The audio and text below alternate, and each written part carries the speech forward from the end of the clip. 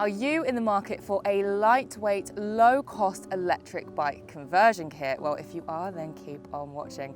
What's up, Electroheads? Welcome back to the channel, and if you're new here, my name is Eilis, and I am a builder, rider, and reviewer of all things electric. And today, I have with me a very interesting electric bike conversion kit, because not only is it built differently, it runs differently, but also offers a lot of versatility for your analog ride. Now, let me take you back just a little bit. So about a month ago, I visited Eurobike 2025 in Frankfurt, and it was amazing to be there, to see so many different brands and products that are already and coming to market. So there was this one company that I came across that I actually thought, wow, this is interesting. I've never seen anything like this before.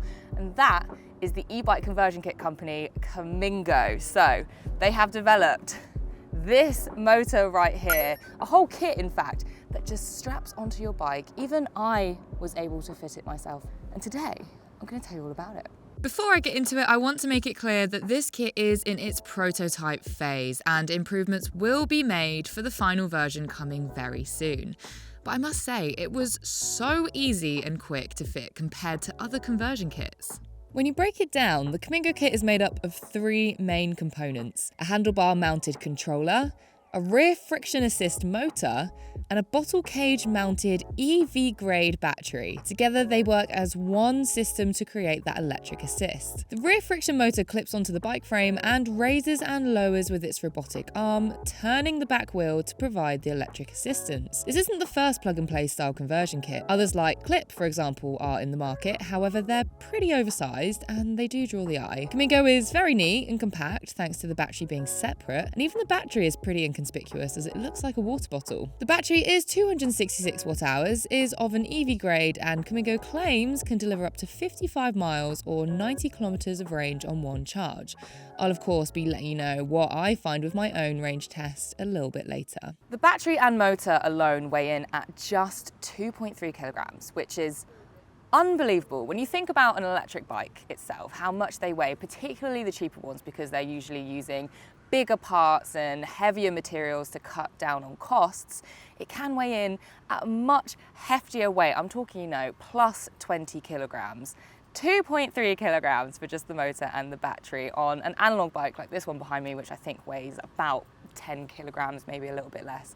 So this is weighing much less than your average cheap electric bike, and that is particularly important because I know that can be quite off-putting for people who do want to buy a bike, but they just find it too cumbersome, particularly if you're somebody that needs to get up a flight of stairs or two to get to your house and you need to take your bike with you for keeping it safe and sound. So I'm particularly excited to talk to you about how I've found this kit out in the real world, and there are just a few questions that I'm going to be answering today. And the first is, with this friction drive, which is very different to what I've seen before, does it actually work? Secondly, does it work when it comes to hills? Big question. And third is, what about wet weather? Does water compromise the friction, the grip of the motor on the tyre? Well, that's all to come.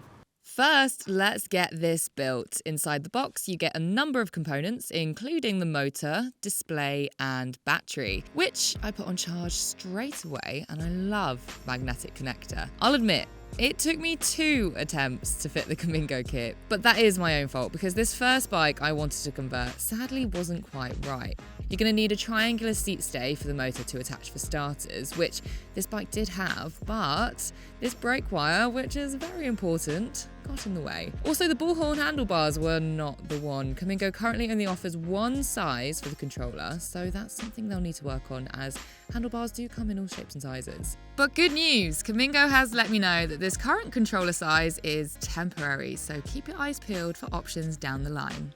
This bike, though, was just the ticket. So I got the battery pack on charge, removed the bike's mudguard as this would get in the way of the motor, and began attaching the parts. The motor base mount is easy to screw on. There's no need to drill into your bike. It just sits on the seat stay. The battery case uses the water bottle fixtures that are already on this bike. Very clever. The cadence sensor straps onto the crank, and then all that's left to do is to pop on the battery. The motor, which is secured with the lock lockable batwing style clamps that you see here, and then also wire the battery to the motor, which I'll admit isn't the prettiest, I mean the way I've done it anyway, and then attach the display to the handlebars. Whilst the Kamingo kit is supposed to fit quite a few different bikes, remember that the tyre size does matter. So if it is a chunky tyre, we're talking like proper, like studded mountain bike-esque tyres, then it's probably not going to fit, but they've got all the details and information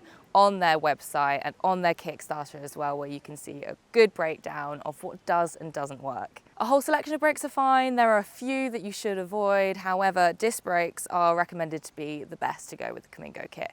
And finally, if you do have a carbon fibre frame, don't fit the kit. The really big seller about this kit for me is the fact that it is detachable. So you can take the motor, you can take the battery and the display with you if you need to lock your bike up. So you can turn it back into analog and you can almost make it less appealing to steal if you need to lock it up in public. You can take those very important components with you. Now, I will say, after riding in some quite mucky terrain, thanks to a lot of rain that's come down recently with some thunderstorms that we've had here in London, there's been a lot of mud that's built up at the back of the motor where the motor clips onto the bike. So when you take it off, you can see that there's quite a build-up. My hands have gotten a little bit mucky taking it off. So look, this is just what happens in the real world, okay? We can't be riding clean, sleek roads all the time. There's gonna be some mud. The way that the display is fitted as well, it only releases off one side, which actually with the bike that I have isn't brilliant because there are just bits in the way, like the display for the gears. So I've had to like try and push it along as far as possible before the handlebars get too chunky to be able to take it on and off. So I would like to see Kamingo maybe do a release where you can just lift it straight up top rather than left.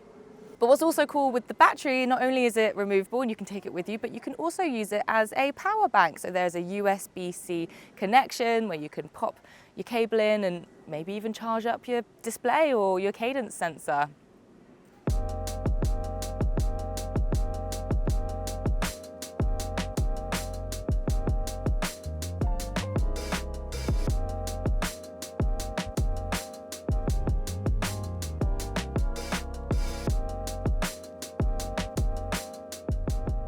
So the first thing I want to make very clear is, although this motor does have a 750 watt peak output, it is legal for the EU, the UK.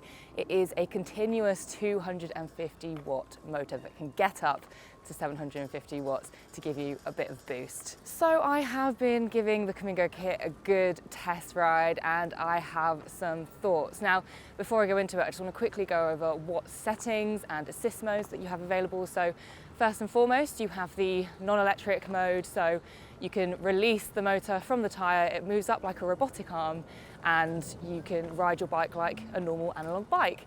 Then you have your electric assist mode, where that robotic arm will come down, touch the tyre, will put pressure on the tyre, and once you start pedaling, the cadence sensor which you attach to your crank will pick up the fact that you are pedaling, and it tells the motor to start helping you assist.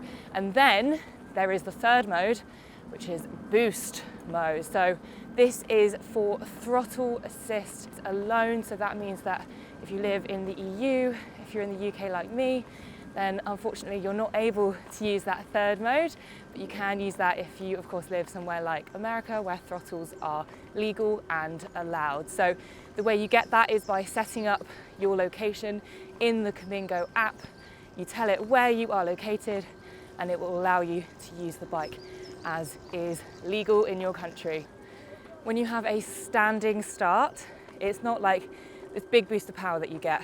This is very much an in the background assist, but actually once you start to pick up speed and you get faster and faster, oh my goodness, the Kamingo kit really takes over and it makes your bike feel so lightweight.